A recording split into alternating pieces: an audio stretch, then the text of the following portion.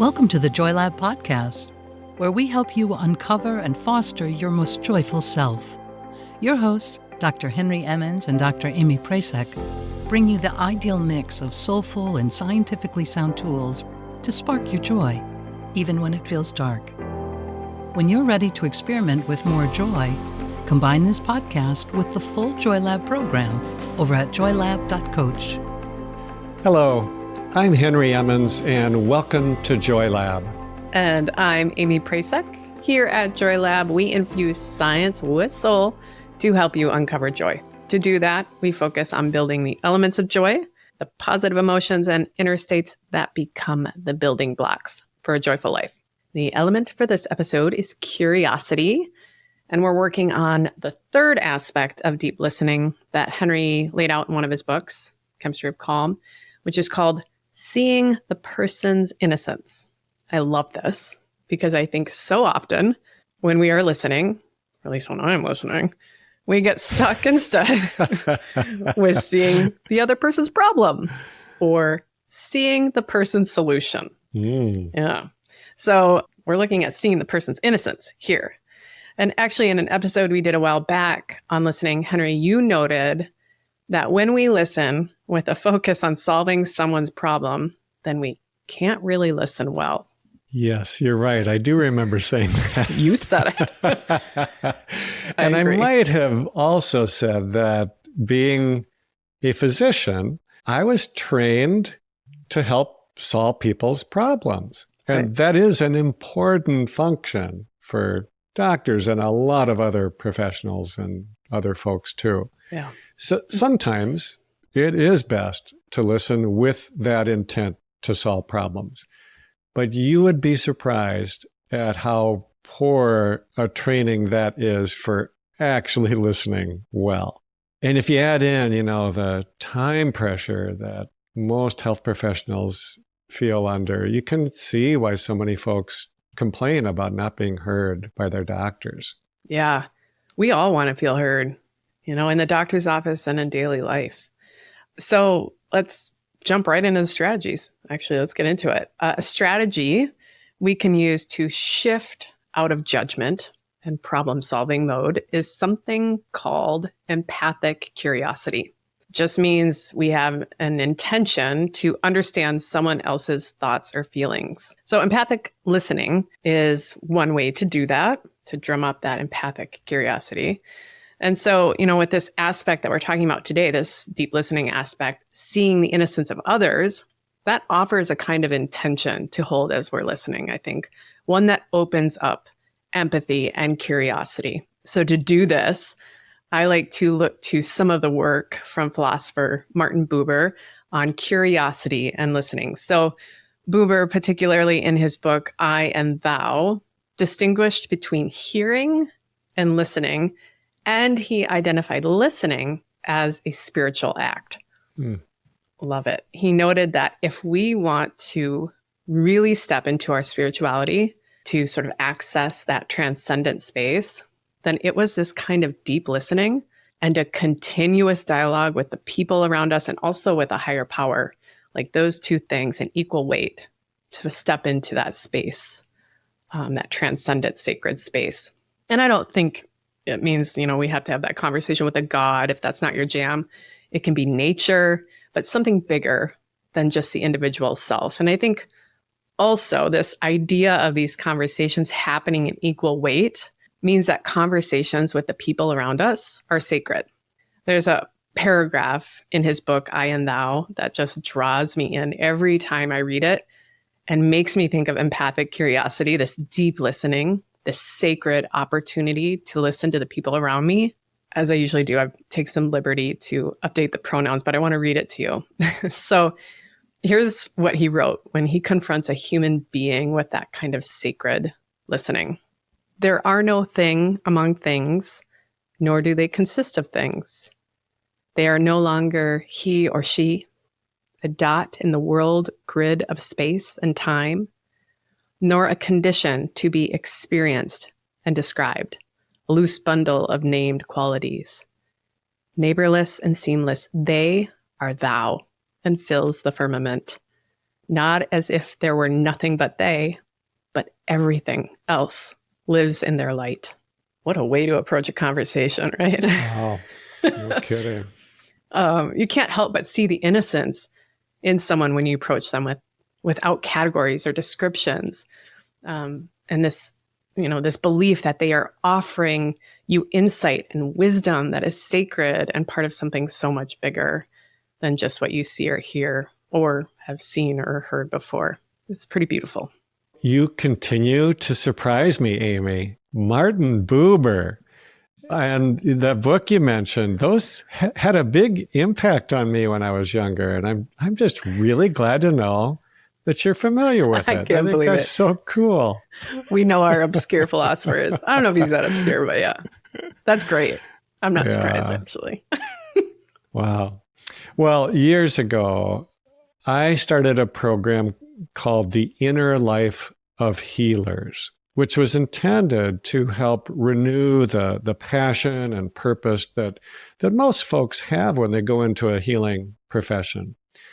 And for so many reasons, which we probably all have an idea about, a lot of people have become depleted somewhere along the line.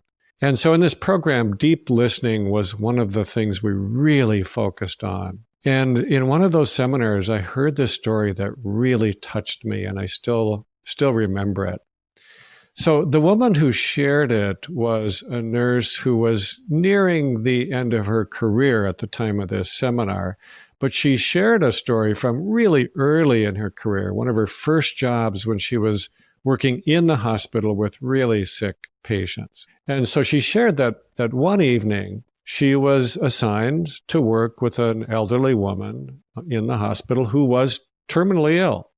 She was dying, and everybody knew she was dying, but nobody was talking about it, not her family, not her treatment team. And this young nurse, young at the time, she herself felt really intimidated by this, and so she tried to spend as little time in that patient's room as possible. But one evening when she was working, she was in that room while the charge nurse came in. And this was a woman with tons of experience and somebody who clearly knew how to listen well. And so when this older, more experienced nurse entered the room, the elderly woman simply asked her outright, "Am I dying?" And instead of avoiding it or giving her some kind of platitude, the charge nurse sat down on her bed, held her hand, looked her in the eyes, and simply said, "Are you scared?" So the woman who was telling us this story in the workshop, she was a newbie nurse at the time, and she said, "I was scared." But asking that simple question broke the dam, and the woman talked for a long time about how she knew that she was dying and the fears and other feelings she had about it. And this young nurse felt like she was a fly on the wall, that she got to observe all of this. And it was sacred, just like your quote talked about. And she said that this was a lesson early on in her career about how to listen that she would never forget.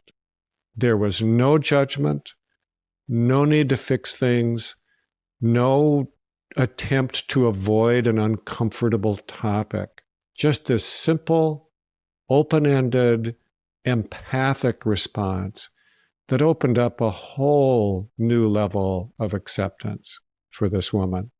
Now, it didn't change her illness, but it helped her to face it with so much more dignity and authenticity.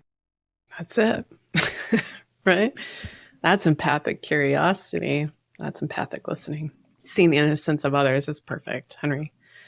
And you can feel that sacred space and like these boundaries dissolving between them. And even and that young nurse watching, like probably how that broke down some barriers and obstacles for her. It's just beautiful. And so actually, I want to jump then to an empathy researcher. It's reminding me of Dr. Jody Halpern. Talks a lot about the power of empathic curiosity to ease anxiety. I think this is important. It's a really interesting insight, mainly because it takes us out of the stories we might be telling ourselves like our biases, catastrophic thinking, maybe big generalizations we might have based on very little evidence. These assumptions generally make us anxious, and we approach conversations with those oftentimes. But when we get curious, it moves those things out of the spotlight, including our anxiety and reactivity. It gives us a more solid ground to start from. Let's take an elephant in the room and donkeys in the room as an example. Imagine you're having a conversation with someone and you find out that they're not in your political circle. There's the elephant donkey. Like the opposite of you, So I'm sure this makes sense to many of us. Instead of seeing the innocence in them, in that person, that's the opposite sort of political side than you. It's super easy for that ticker tape of sound bites to start moving through your head, right? Mostly inspired by what you've heard from whatever media you might consume. And then you start to get tight in your chest. Coming back to a little bit of what we talked about last episode, you might feel anxious or reactive. These internal sensations start popping up. You think this idiot doesn't get it. That's what the thoughts start popping. And then how does listening go, right? It sucks. It turns into a cold shoulder or a shouting match or just like, please, I don't have time for you. And I'm not on a soapbox here. I am speaking from experience and something that I'm really trying to work on. But at each conversation, I think I do get a little better. I channel that wisdom from Martin Buber. And like that nurse that you just described, Henry, I interpret this conversation and this person as sacred. And I want to see the innocence of them because I want them to see the same in me too. And seriously, I have had some really wonderful conversations with folks that I would have never had without this approach. Wow. I love that you do that, Amy. And I think it is such a great and relevant example about how our politics are changing the way that we see each other. Yes. And I admit it can be hard to practice this in the heat of the moment. So it is really good to do what you're doing and set that intention ahead of time. To me, this notion of seeing the innocence in others boils down to just not judging them. And it's one of the core principles of mindfulness as I've learned it. It's to see what is without judgment. I like having the word innocence in here because it helps me to set these judgments aside. It reminds me that, we're each just doing the best that we can. And it conveys this sort of childlike quality in a good way, sort of like a purity that exists in each of us. There's a great poem by John Fox that I think gets at this notion. And I'm not going to read the whole thing, but here are the first couple of stanzas. When someone deeply listens to you, it is like holding out a dented cup that you have had since childhood and watching it fill up with cold, fresh water. When it balances on the top of the rim, you're understood. When it overflows and touches your skin, you are loved. You are loved. I love with listening, with seeing the innocence in others, just that intention as we listen, we can actually fill someone's cup and help them feel more loved, just like we all want to feel. It's a perfect poem. And so that's the challenge, seeing the innocence in others and listening with that curiosity and empathy. We'll have this more sort of formally set up and described in our challenge area over in our resilient community, which if you haven't joined yet, we would really love to have you there. It's a place to share and listen. It's a place to focus on these skills that build up our resilience and joy. And when you join, you'll help keep this podcast going as well, which means you can listen deeply week after week. That might be the tagline. Listen deeply week after week. To close our time here, let's look back to a little bit more from Martin Buber for some wisdom. Here's what he said. I do not accept any absolute formulas for living. No preconceived code can see ahead to everything that can happen in our life. As we live, we grow, and our beliefs change. They must change. So I think we should live with this constant discovery. We should be open to this adventure in heightened awareness of living. we should stake our whole existence on our willingness to explore and experience. Thank you for listening to the Joy Lab podcast. If you enjoyed today's show, visit joylab.coach to learn more about the full Joy Lab program. Be sure to rate and review us wherever you listen to your favorite podcasts.